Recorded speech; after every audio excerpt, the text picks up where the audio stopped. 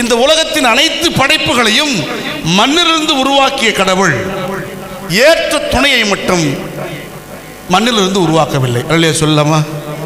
இன்னொரு மண்ணை எடுத்து பயன்படுத்தவில்லை.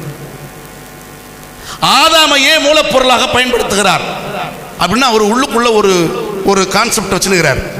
ஏன் மூலப்பொருளை பயன்படுத்த? இந்த மண்ணிலிருந்து உருவாக்குற ஆதாமும் சிங்கமும் ஒரே மாதிரி இல்லை.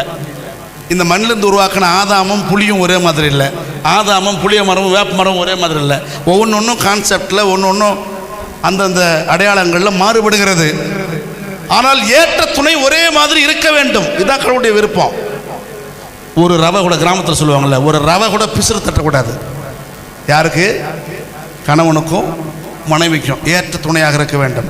ஆகவே ஆதாமையே மூலப்பொருளாக பயன்படுத்தி ஆப்ரேஷன் முடிச்சிடுறாரு. ஆப்ரேஷன் முடிச்சு வந்த உடனே ஆதாம் கண் திறந்து பார்க்குறாரு.